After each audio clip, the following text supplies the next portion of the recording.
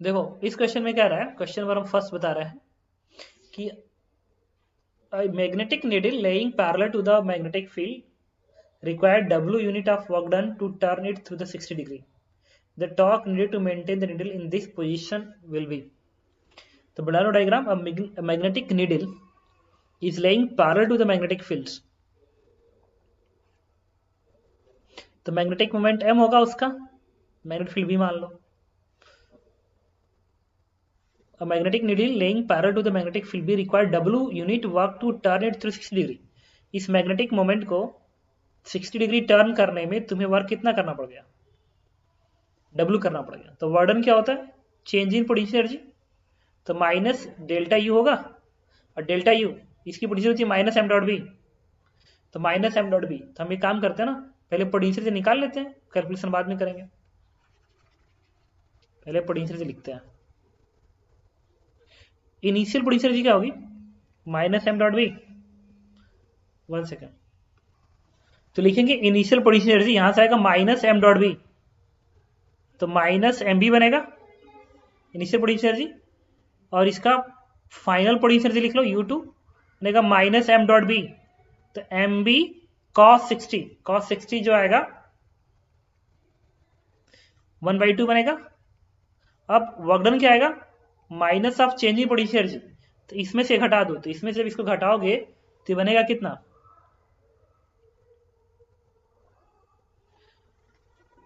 magnetic needle laying parallel to the magnetic field require W unit work done it through the 60 degree. The work required to maintain the needle.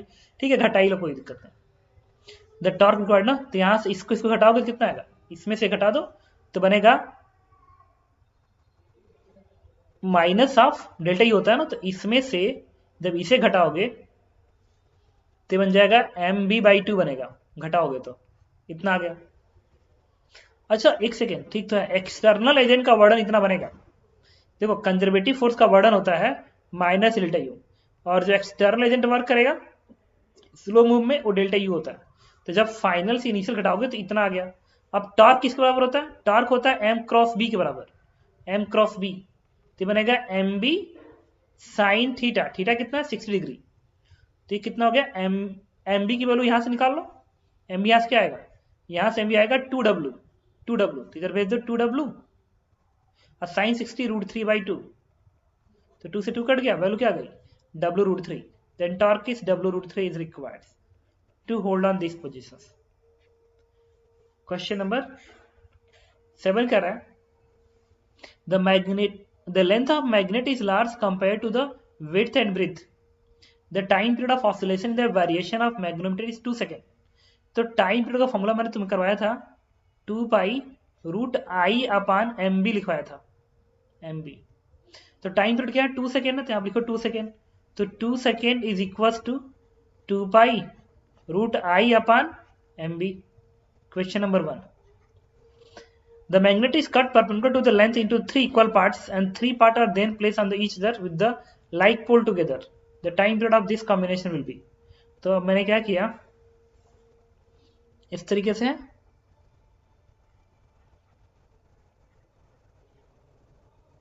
अब देखो, एक rod अगर बड़ा सा होता, अगर एक रॉड बड़ा सा होता, L लेंथ का होता, तो उसका जो मोमेंट, इसका मैग्नेटिक मोमेंट मान लो M के बराबर है, मैग्नेटिक मोमेंट M के बराबर है. अब इसका जो चार्ज है, ये मैग्नेटिक मोमेंट M के बराबर है, लेंथ L है, और इसका मोमेंट ऑफ इनर्शिया किसके बराबर होगा, I होगा तुम्हारा. इसका मास M L²/12 के बराबर होगा मोमेंट ऑफ इनर्शिया. और मैग्नेटिक मोमेंट जो होता है, मैग्नेटिक मोमेंट वो होता है Q इंटू ये वाला जो चार्ज है ना, इस चार्ज में इस लेंथ को मल्टीप्लाई किया जाता है मैग्नेटिक मोमेंट. तो मैग्नेटिक मोमेंट को तुम लिखोगे Q इंटू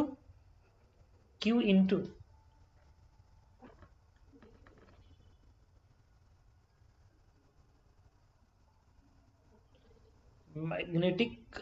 एक सेकेंड रुक.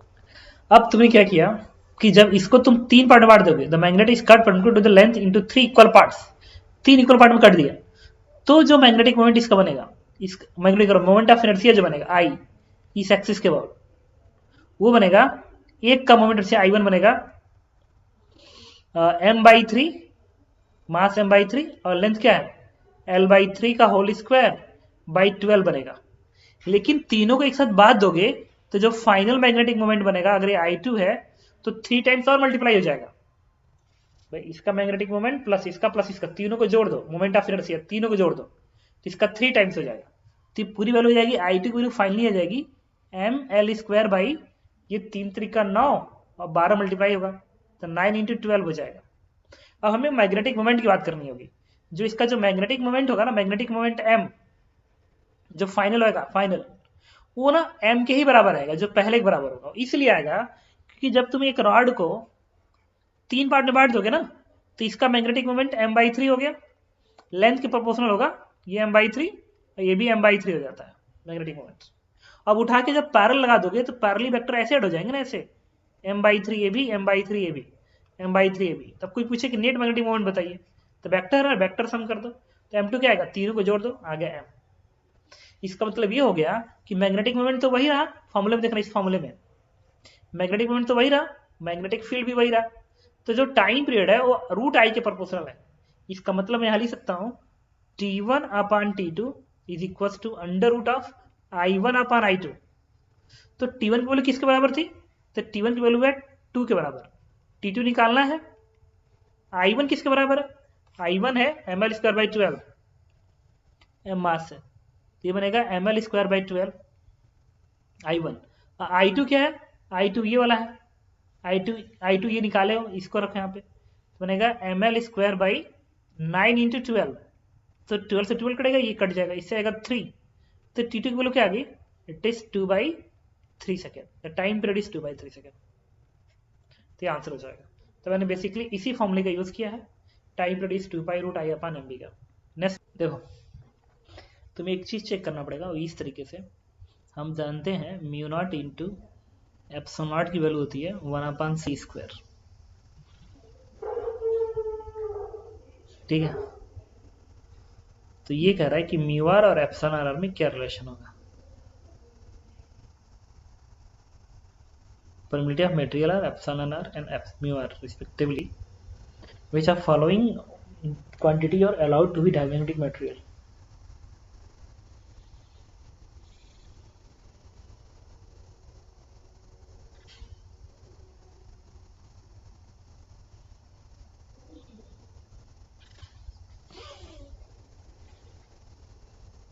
डाई मैग्नेटिक मटेरियल का μr 1 से कम होता है, तभी तो उससे मैग्नेटिक फील्ड घट जाता है। तो μr की वैल्यू जितनी ज्यादा रिलेटिव परमिलिटी उतना ही ज्यादा तुम समझ लो कि उसको मैग्नेटाइज हो जाएगा। तो 1 से कम होना चाहिए, 1 से वैसे भी बोलो सर, जो रिलेटिव एप्सिलॉन नॉट है वैसे भी 1 से ग्रेटर होगा ना सर। मैं एप्सिलॉन की बात नहीं कर रहा हूँ, μr की बात कर रहा हूँ। Relative permeability, diamagnetic material का जो रिलेटिव परमिलिटी होती है वो 1 से कम होगा, तभी तो डीमैग्नेटाइज होगा। अगर रिलेटिव परमिलिटी μr 1 से ज्यादा हो जाए तो मैग्नेटिक फील्ड की वैल्यू क्या होती है, μr इंटू वैक्यूम में मैग्नेटिक फील्ड, तो अगर ये 1 से ज्यादा रहेगा तो मैग्नेटाइज हो गया, 1 से कम रहेगा तो डीमैग्नेटाइज होगा। इसका मतलब डायमैग्नेटिक मटेरियल मैग्नेटिक फील्ड घट जाता है रिलेटिवली, ठीक है। तो इसमें इतना तो कंफर्म है कि पहले और दूसरे में कोई एक आंसर होगा। ये और ये बराबर क्यों कर रहा है, इस पर अलग क्यों आ रहा है, इससे ना हमको रिलेट करना पड़ेगा फॉर्मूले के थ्रू। एप्सिलॉन और म्यूआर में क्या रिलेशन होगा, यहां से पता है क्या, म्यू इंटू एप्सिलॉन, बोलो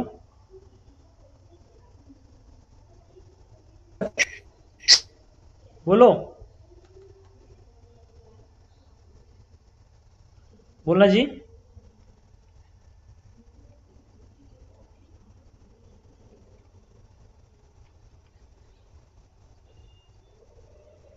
वन अपन c² ये है रिफ्लेक्टिव इंडेक्स μ0, उस मीडियम का रिफ्लेक्टिव इंडेक्स। फिर ये म्यू को क्या लिखूंगा मैं, μr इंटू μ0, इसको क्या लिखूंगा, एप्सिलॉन को epsilon R into epsilon naught बराबर म्यू अपान सी स्क्वायर। इस इक्वेशन की वजह से ये क्या कैंसिल हो जाएगा, म्यू आर नहीं, इसे क्या कैंसिल हो जाएगा, म्यू नॉट, और ये इसी से कैंसिल हो जाएगा।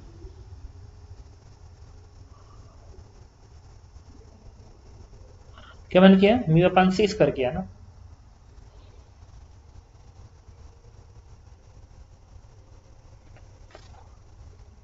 म्यू अपान सी स्क्वायर किया है, म्यू रिफ्रैक्टिव इंडेक्स है, और इसे कटेगा, ये आएगा mu R into epsilon R बराबर म्यू आ गया। अब अगर ये वैल्यू, आंसर इसका 1 होना चाहिए, पहला ऑप्शन, ठीक है। मैंने क्या किया, देखो म्यू नॉट एप्सिलॉन नॉट की वैल्यू 1 अपान सी स्क्वायर होती है, और म्यू इंटू एप्सिलॉन की वैल्यू 1 अपान वी स्क्वायर होती है। तो वी स्क्वायर की वैल्यू क्या होगी, वेलोसिटी होती है किसी मीडियम में, लाइट की स्पीड किसी मीडियम में सी अपान म्यू होती है। इसको उठा के मैंने यहाँ पे रख दिया तो बन गया इतना। अब म्यू की वैल्यू होती है mu R into mu naught, क्योंकि पढ़े हो ना ये चीज, म्यू आर बराबर होता है म्यू अपान म्यू नॉट। तो म्यू की जगह पे क्या लिखोगे, mu naught into mu R, तो mu naught into mu R, और एप्सिलॉन वैल्यू होती है epsilon R into epsilon naught और म्यू अपान सी स्क्वायर। अब फिर मैंने क्या किया ना, इस म्यू नॉट एप्सिलॉन नॉट से सी स्क्वायर कट कर दिया, क्योंकि ये दोनों बराबर थे। यहां से क्या आ गया, mu R into epsilon R बराबर रिफ्रैक्टिव इंडेक्स म्यू। अब क्वेश्चन में क्या रहा है कि देखना कि अगर म्यू आर की वैल्यू 0.5 है, अगर 0.5 ये 1 से कम है ना, और रिफ्रैक्टिव इंडेक्स हमेशा 1 से ज्यादा होता है, 1 से ज्यादा होता है, अगर ये 1 से कम हो गया तो म्यू आर की वैल्यू 1 से ज्यादा हो जाएगी, तभी तो बैलेंस हो पाएगा। इसका मतलब ये क्या होल्ड करेगा, पहला ऑप्शन होल्ड करेगा। अब कोई पूछे उस मीडियम का रिफ्रैक्टिव इंडेक्स कितना है, तो इसको उठा के यहाँ प्लेस कर दो, पता चल जाएगा कितना होगा। म्यू आर कितना है 1.5, और ये कितना है 0.5, ये 0.5 है, टेस्ट म्यू 1/2 3/2, म्यू 3/4 आएगा क्या, बड़ा अजीब आया। समझ भाई मैंने क्या किया है, फार्मूला में वैल्यू रखी है, डाउट है क्या, हेलो। इस फॉर्मूले को तुम याद कर सकते हो, नहीं, बड़ा इंपॉर्टेंट फॉर्मूला है कि mu R into epsilon R की वैल्यू म्यू होता है, म्यू रिफ्रैक्टिव इंडेक्स है, this one is refractive index. Next 20 में कह रहा है कि सर 20 वाले में सर कोई भी पार्टिकल अगर मैग्नेटिक फील्ड में है, a charged particle moves through the magnetic field perpendicular to the direction, कोई बात नहीं, फोर्स है ना, अगर फोर्स होगा तो मोमेंटम चेंज करेगा। मैग्नेटिक फील्ड वर्क नहीं करता है तो स्पीड कांस्टेंट होता है, स्पीड कांस्टेंट होता है, बट वेलोसिटी चेंज होती है बिकॉज ऑफ डायरेक्शन चेंज होता है। अगर परपेंडिकुलर तो सर्कुलर मोशन मान लो हो रहा है, सर्कुलर मोशन हो रहा है ऐसे, तो ठीक है स्पीड बराबर है हर जगह, लेकिन मोमेंटम का डायरेक्शन चेंज हो रहा है, डायरेक्शन चेंज हो रहा है, इसलिए मोमेंटम चेंज हो रहा है। Momentum change but kinetic constant, एकदम सही कह रहा है पहला ऑप्शन, ठीक है। क्वेश्चन 25 कह रहा है कि due to the presence of the current I1 at the origin, I1 origin पे है, the force on AD and BC is 0, AD पे और BC पे फोर्स 0 होगा। हाँ 0 होगा इसलिए क्योंकि जो करंट I है बाहर को आ रहा है, तो इसके वजह से जो मैग्नेटिक फील्ड लिखोगे वो सर्कुलेट होगी ना, मैग्नेटिक फील्ड सर्कुलेट होती है ऐसे, तो मैग्नेटिक फील्ड जो आएगा वो AD पे पैरेलल आएगा ना, ऐसे मैग्नेटिक फील्ड पैरेलल आएगा, इस CB पे भी पैरेलल आएगा, तो फोर्स क्या आएगा 0 आएगा। Force 0 I L cross B होता है, फोर्स होता है I L vector cross B vector, तो दोनों पैरेलल है, हर जगह पैरेलल है, फोर्स 0 हो गया, एडी पे 0 BC पे 0, सही तो कह रहा है। Second part, the magnitude of the net force on the loop is given bye इतना, इस लूप पे नेट फोर्स कहां से आ जाएगा, इसलिए क्योंकि इस पे तो 0 हो ही रहा है, इस पे भी 0 होगा, नहीं 0 होगा इस पे, क्योंकि इस पे फोर्स तो ऐसे लगेगा, इस पे ऐसे लगेगा, तो एक कंपोनेंट इसके डायरेक्शन में जाएगा, तो नेट फोर्स 0 तो नहीं लगेगा। इसे कैलकुलेट करते हैं, the net force of the loop is given by this one, the force on AB and DC are 0, गलत है, इसके परपेंडिकुलर आएगा ना फोर्स, परपेंडिकुलर, इसको इंटीग्रेट करना पड़ेगा हमें। तो ये जो वायर है ना ए बी लेंथ का, ए बी पे कैलकुलेट कर लेते हैं। एक्स पे जाओ, डी एक्स की स्ट्रिप ले लिया, तो इस स्ट्रिप पे जब फोर्स लगेगा उसकी वैल्यू अगर डी एफ है तो बनेगा आई एल क्रॉस बी। तो करंट आई एल की जगह पे D X I L into B. अब बी मैग्नेटिक फील्ड इस वायर की वजह से, आई वन की वजह से बनेगा mu naught I one divide by 2 pi X. Now limit integrate करेंगे हम लोग कहां से कहां तक, एक्स की लिमिट इंटीग्रेट करेंगे ए से लेके बी तक, ए से लेके बी तक इंटीग्रेट कर दो। तो इससे वैल्यू कितनी हो जाएगी, mu naught I one divide by, उसमें करंट कितना है, आई के बराबर है ना, अपान 2 पाई क्या बनेगा, एल एन बी अपान ए बनेगा, बी अपान ए। तो इस पे भी तो यही बनेगा फोर्स और इस पे भी यही फोर्स बनेगा, लेकिन वाई का कंपोनेंट कैंसिल आउट हो जाएगा, तो नेट फोर्स एक्स के डायरेक्शन में आएगा। तो एक्स का कंपोनेंट निकालना पड़ेगा। तो इसके लिए मैंने क्या किया, ये वाला ऐसे अगर मैं बना दूं, 30 डिग्री है ना, तो ये एंगल कितना आएगा, 15 डिग्री आएगी। और ये फोर्स कैसे है, इस वायर पे परपेंडिकुलर होगा, नहीं मेरे तरफ आएगा, पर इस 30 कोई मतलब ही नहीं है। इस वायर पे जो फोर्स आएगा वो मेरे तरफ आएगा, क्यों, करंट ऐसे फ्लो कर रहा है ना, नहीं ये भी जीरो बन जाएगा, लग रहा है पता है क्यों जीरो बनेगा, करंट इसका इधर है, इसका करंट इधर है, इधर है। तो अब फील्ड अगर मान लो इस डायरेक्शन में आता है, सपोज करो ऐसे आता है फील्ड, इस पे भी ऐसी फील्ड होगा, तो क्या लिखोगे, करंट इधर है और फील्ड इधर, आई एल क्रॉस बी नीचे, और यहाँ पे फील्ड इधर है और करंट ऐसे है, तो आई एल क्रॉस बी ऊपर, ये भी जीरो हो गया, ठीक है।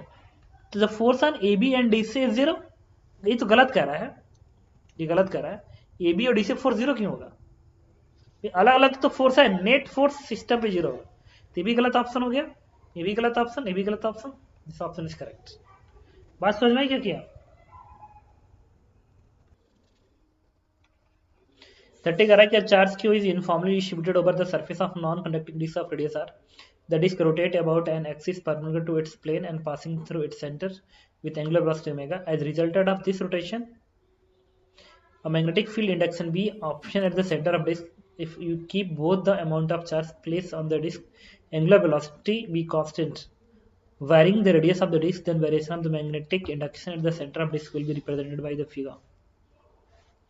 डायग्राम दोबारा बनाते हैं, कोई बात नहीं, ये वाली लाइन जो है ना इसे हटा दो। मैं मान के चल रहा हूँ कि ये डिस्क है, इस पे टोटल क्यू चार्ज है, यूनिफॉर्म डिस्ट्रीब्यूटेड है, सेंटर का फील्ड निकालता है। तो सेंटर का फील्ड निकालने के लिए इंटीग्रेशन का हेल्प करना पड़ेगा। क्या करेंगे, स्मॉल आर पे जाएंगे और डी आर थिकनेस का एक रिंग सेलेक्ट करेंगे,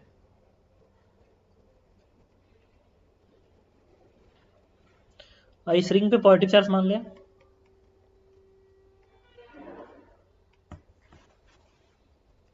इसको डीबी मान लिया, this is mu naught I upon 2 small R लिखेंगे, तो म्यू नॉट अपान 2 आर, ये लॉग के टर्म में आ जाता है, लेकिन ये क्यों आ रहा है, लेकिन देखते हैं। आई की जगह लिखो क्यू एफ, क्यू होगा यहाँ का चार्ज, यहाँ का चार्ज होगा charge density sigma into 2 pi R D R, ये बनेगा।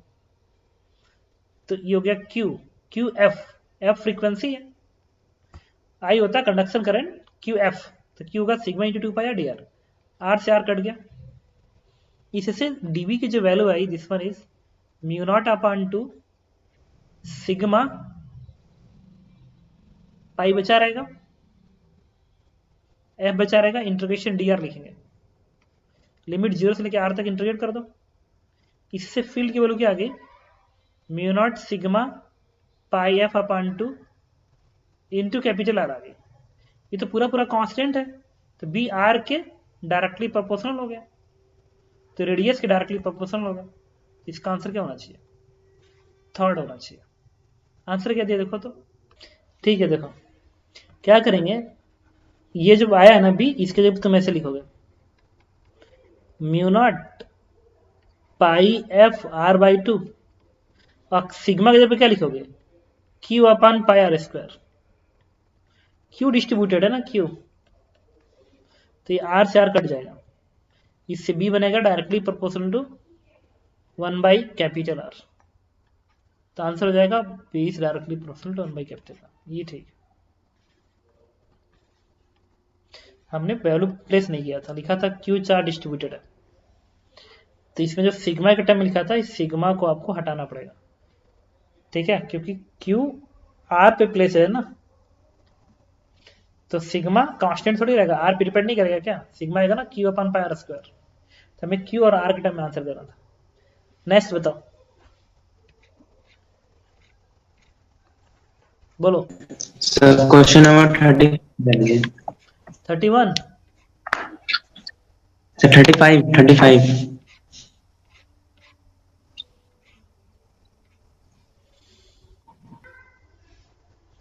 35 कर रहा है कि the dipole moment of circular loop carrying a current I1 is m. The magnetic field at the center of loop is B1, where the dipole moment is double by keeping the current constant. The magnetic field at the center is B2, then B1. Dipole moment of circular loop carrying a current I is m. The magnetic field at the center of loop is B1. तो B1 किसके बराबर होता है?